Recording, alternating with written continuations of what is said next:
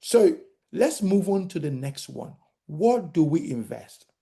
Please, this is so important. It is so important. Don't, I want you to pay strong attention to this. What do we invest? Because a lot of people have suffered a great deal of loss because they don't know what to invest. Now, you invest from the money you have saved. You don't invest all monies, you invest from the money that you have saved. Okay? So if you don't have savings, please don't invest. Don't invest your rent money, don't invest your mortgage money. Invest only money that you have saved and you have earmarked for investment. So let's dive deeper into that and really understand what we're talking about here. Now, everyone here, a working adult, like I said, every working adult should invest. Every working adult should invest. Now, that means you earn an income. It starts from how you distribute your income. When that money comes into your life, how do you allocate it? How do you distribute it? And we have a system again in Prism Check. And this system is actually in our app. The app is called My Gap Up. I highly recommend it to anyone watching this video to go in and download that app, My Gap Up. So you can go to mygapup.com. That's mygaphub.com. If you go in there, you'll be able to download the app on App Store, Play Store, and it will guide you on how we do these things. So the first category to distribute your income into is savings. So you save for stability. So allocated income to saving, this ensures your future financial security. And also it helps you manage unexpected expenses or emergencies as well. So you save, no matter how small. There was a time in my life, right? You might not believe it, but it's true. There was a time in my life that I was saving. I told myself I was saving 1p, right? 10p, £1, just putting it away.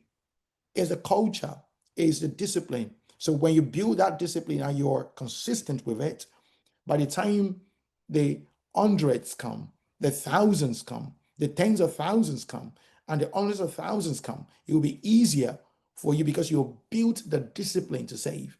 And it will be easier for you to run the system because you build a system and you've built it, you've reinforced it over time by doing it consistently over time.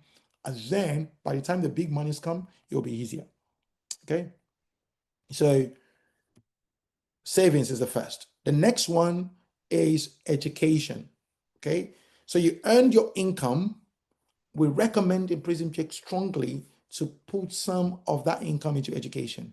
So it might be you subscribing to, some courses online that you pay for every month, maybe £20 every month, that you just allocate to that education. And then you take those courses. There are different platforms online. Udemy is one of them. There are various things you can find on there. You can subscribe to it. You can buy courses on there. So we recommend, because you need to keep developing yourself. You need to keep developing yourself career-wise. You need to keep developing yourself in your financial management. You need to keep attending trainings like this. That's why we've arranged this training to be monthly. So you don't hear it once and then you take off. On a monthly basis, you come and listen to this. And thankfully, we're not even charging you for this session. So it's free, but still you commit your time to be here. Okay. So we encourage you, once you earn the income, put some into education. £20, £30, you're paying for some courses on Udemy or some ongoing subscription, and you keep making sure that you don't just pay for them, you actually use them. There's no point having a lot of books like myself on the shelf and you're not reading them. You can be you might not be able to read everything, right? But you have things that you're consulting. You pick some, you take a chapter, you just consult, you read and you deep dive, you research and you do that. That's how we grow, So that's how we develop our skills. So this will lead to better financial prospects and also career opportunities and business opportunities as well. You know, one of the things I'll say about education these days, I spent, I'm trying to remember how much the course was. I think it was maybe $900. This was several years ago. I bought this course and yeah, maybe about $900. I paid for it. It's a bundle. I paid for it from the US. And there's so much to learn in there. There's property, investing in there. There is negotiation skills, all kinds of things. So I sat down and I listened to these course materials. And there was one in particular that stood out for me was negotiation skills. I learned something from that when we ventured out, myself and some of my business partners back then, we were speaking to developers, taking properties from developers to to take it off them to sell to our clients. That was my first leg into real estate. So we entered into a developer's office. We met with a salesperson there, and then we told her what we wanted, and she was like, "No, we can't do that. No, we can't do that." And myself and my partner, we stood up and we started going out. We got to the door, and I stopped. I froze right there. And my partner was like looking at me like, what's the matter? I turned back and I went and I sat down in front of the lady. And the lady was looking at me like, what are you on about? And I remembered what I learned from that video that trained me on negotiation skills. And I said, okay, how about we look at it this way? How about we do it this way and that way? And I negotiated a deal. And that day, we walked out with £13,000, £13,000 worth of a deal. We flipped that deal, we earned £30,000 from that deal. Okay, so that is the power of education for you. It will increase your financial prospect. So you must keep learning. There is no end to learning. You must keep learning, right? Okay, so another thing you need to, well, I think this is common, right? Essential living expenditure. Everyone, this world takes the most of people's income. You know, people just leave like they pay rent, they pay bills. Life is more than bills, right? But it's a major part of being here. You have to, you know, meet your obligations, maintain a roof over your head, put food on the table, put clothes on the back. Yeah. So this is important as well. We're not knocking that, but make sure that you don't blow these out of proportion, right? You don't need to leave, need to live in a house that you can't afford. You can downsize and put some other money, the difference, if you're living in a property, you're paying 1,500 and you're just one person and you can afford you can afford to live in a house, 750. Downsize, take that extra 750, put into savings, right? Take some of it, put into education. Okay. So don't just, don't live your life, don't let the expenditure be bloated. Okay. So this is important. And the last one, which is important, I encourage it, I do it personally, is discretionary spending. This is the money that you spend on not cost sustaining items like, giving to charitable causes and supporting family members. So you have a budget for these. That's how we do these things. You have a budget for it. So okay, this is it. And the way I actually do this, when I started, it was quite fun. I actually labeled.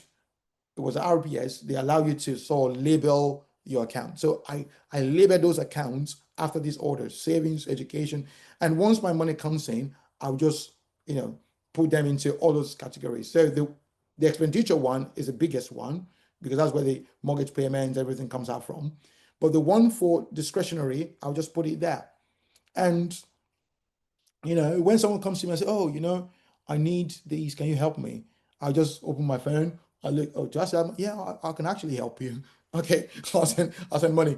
But when another call comes and go, you know what, I need £100. I look at that account and say, oh, I've only got £20 left. Sorry, Mike. I can only help you with £20. Is that okay? Yeah, and I'll give you £20. And someone else comes and say, I need £100. Sorry, Mike. That account is zero. You can't get any, even though the other accounts, I've got money in savings, right? I've got lots of money in savings, but sorry, Mike, I can't touch that. I'm not even going to look in that direction. It's only this discretionary one. So if you can't, you know, if the money there is depleted, it's depleted. So that way your life is structured, right? You're not going to run yourself aground. So this is how you distribute your income. Now let's look at savings now. So savings, so we have for the savings, the money you put into savings, we have a further smart way of breaking it down as well. Okay. The first one is what we call investment pool fund, IPF.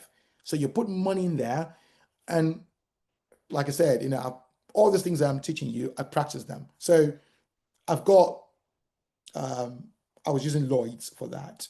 IPF. Actually, Lloyd's allowed you to do that as well, to label your account. So I put in investment pool funds. So I move money to that account. I said, that is the account that even if they say someone is dying, you can't touch it.